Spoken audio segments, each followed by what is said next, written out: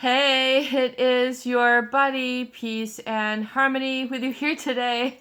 Much love going out to all the beautiful, empowered harmonizers. We are zooming in and focusing in a little bit more in depth on a great viewer question. That is to discuss the prevalence and experience of paranoia and the use of suspicion and paranoia and sort of that guilt and sort of that splitting behavior when you are in an experience with a psychopath.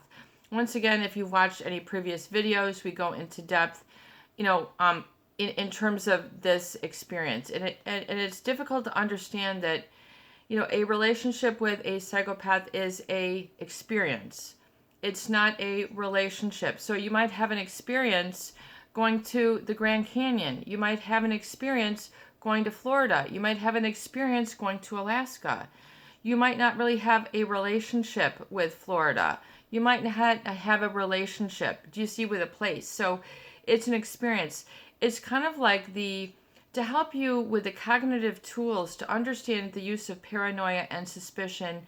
You need to really, as we discuss here, use of some psychological tools and concepts, particularly that of cognitive reframing and metacognition. Cognitive reframing means to understand and relabel something or reframe something in your mind. So when you think you're entering into a relationship with a psychopath, you might have gone through a love bombing stage where they give you a lot of gifts, they give you a lot of compliments, they give you a lot of support, they are giving, it seems like the perfect situation. They can oftentimes separate you from the group, make you feel special, important, satisfy your needs, the needs that you didn't know that you had, because they're able to sort of see through people into different levels, and really just sort of get them, to satisfy their needs where they're vulnerable, but then corrupt and exploit people for these needs. So you have to understand this is a very sophisticated experience to really understand it. Sophisticated means there's a lot of moving parts, there's a lot of, reason and cause behind the effects. So you have to kind of tease it out like with a very fine tooth comb and get it flowing, get it raked out, get it understood. So, to understand the relationship and the use of paranoia and suspicion. So, to throw people off, to derail them, and to change their thought process, oftentimes is part of the manipulation of a psychopath. So, creating what is known as sort of this psychopathic word salad, where they sort of talk in enigmas. Just sort of it's also used through hyper arousal. So hyper arousal is a tactic sort of woven in to create this paranoia and suspicion, this air of paranoia and suspicion around them, around the quote unquote experience with them. It's not a relationship because these people don't have a conscience. They also really don't have quote unquote a heart. Like, have you ever watched in The Wizard of Oz? There's the Tin Man who does not have a heart. It's an empty, and he's all, dressed up in silver, and he's got a funnel on his head. Watch that movie. But he's going, looking for a heart. He wants a heart, but a psychopath doesn't really have a heart in the heart sense, which means they don't really have empathy or feelings, but they will mimic as if. They will dance and sing along as if, So you have to be very, very, very, very, very careful. And to understand that this will create a paranoia and feeling of suspicion and agitation, which is very unique to the experience with these individuals. The feeling of violation, the feeling of boundary violation, the feeling of hyper arousal.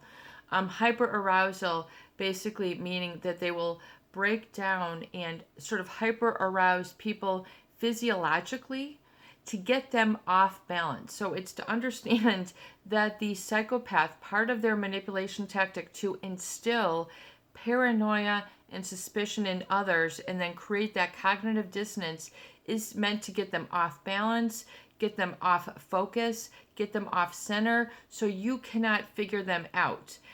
Are you standing on 2 feet or are you standing on your tippy toes?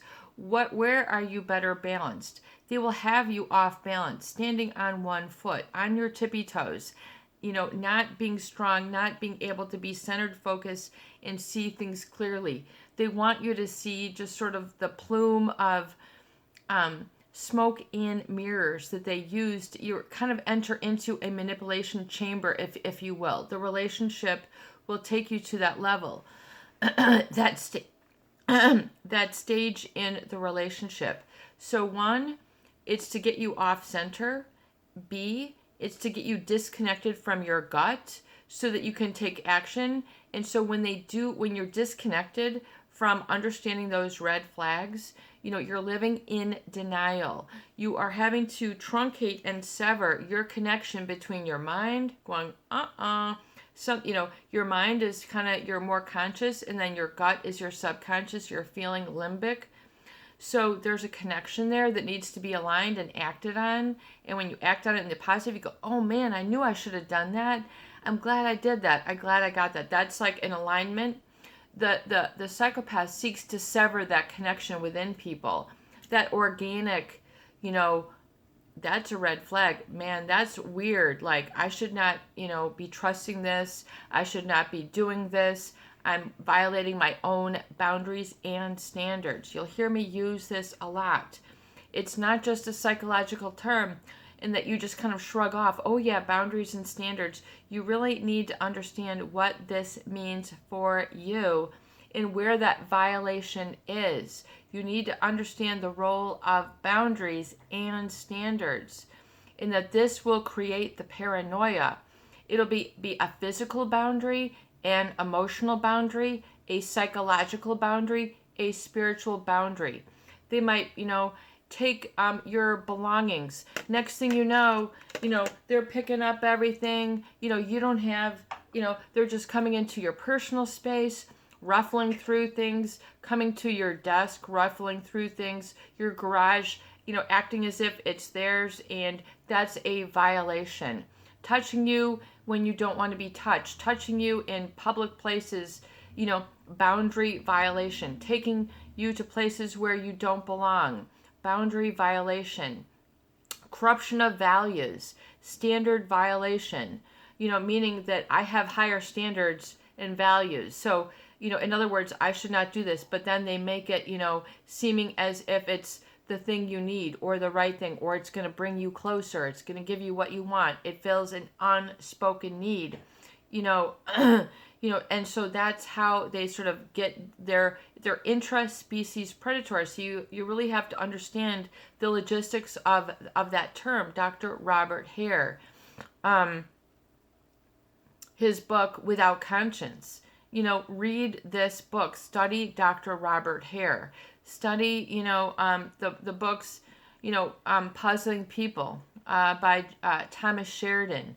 These are some very heavy reads. Or just watch the videos, do some self-education, take a class, go back to school, get a degree, get an associate's degree, do something productive, but you need to get a grasp to emerge from this paranoia, because it'll infiltrate your thinking, infiltrate, corrupt, and corrode, and taint, and distort, and pervert your thinking and your feeling, which will create this paranoia, which is the goal. You see, you have to understand that the psychopath will do this to be divisive, to get you off, to separate you from your clan, your support group, your own kids, the things that mean the most to you. All of a sudden, they'll, this will be up for,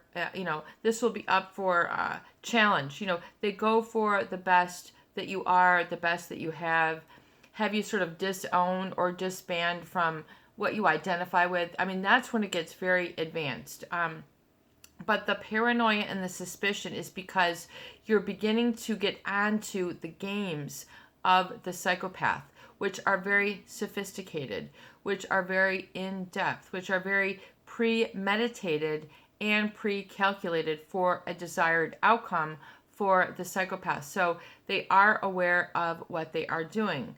Yes, they are aware. They know, but they don't feel the pain of others' pain. If it ruins, it doesn't make any difference to them. It's just the same thing as like, oh, I finished the carton of milk, I'm going to throw it into the garbage. I mean, they don't have any other process if they're hurting somebody. If anything, it is a feedback loop to them with their dopamine, which is their reward. They're physiologically, anatomically rewarded in a different way. They are highly sensitive to dopamine.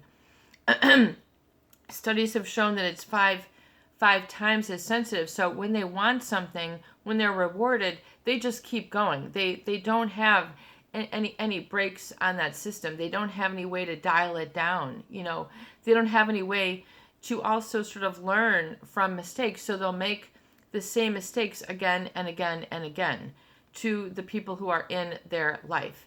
And so you have, it is a tactic. It's a way to throw you off. It's a way to get you to become unstable. Don't fall for it. You need to realize the cause that's created this effect.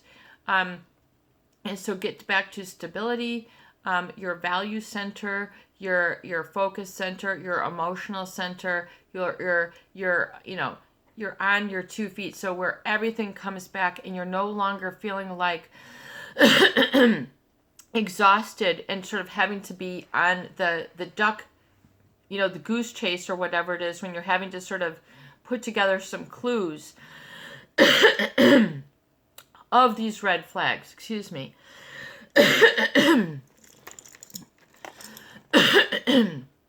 It is spring and I have some spring allergies. One moment. I love this drop. Sun drop. This is good. I know. I drink pop. Sugar-free diet pop. Not so good for you, but it is oh so delicious. Anyway, the excuse me. So it is to understand that excuse me. Understanding that the tactic, the paranoia is when you're beginning to see through the mask that you were previously delusioned by. And so you begin to sort of pick up the clues. So and then the paranoia might be when then the psychopath then begins to try to play you and is then sort of, overtly trying to leave you clues. Things, are etched, drawn in walls, drawn in the floor, in the car, receipts are left, like literally psychopathic calling cards. Things are disrupted in the grass around your house. There's strange holes in things, like they'll just leave books open, swashes of lipstick or nail polish to, if you're a male, and then, you're the person is the female. So to create paranoia, like, why is there lipstick on our refrigerator? Or just some odd things that are really off. They get you paranoid and suspicion. It takes that sort of paranoia into a whole nother level where people literally have trouble finding the ground. They're like, where are my feet on the ground? This is when you really become really into a very severe, just sort of brainwash state that becomes real induced paranoia and suspicion. So you really have to go detox. You have to take a breather. You have to take a breather. Do not become like an indentured servant, following up on the clues that these people leave. You take a breather. It'll send your anxiety into a level that is mind altering, that you will be very damaged from. So really begin to back off. Take a breather. Don't fall for the paranoia and suspicion. Realize that there could be some sort of reason why you're feeling this agitation, and hone in and understand that. This is your buddy, Peace and Harmony, with you here today, and I hope that these videos do help. Please share, please subscribe, and please donate for more great tools, videos, discussion, and support. Peace out, peace in, peace be with you, and have a beautiful day.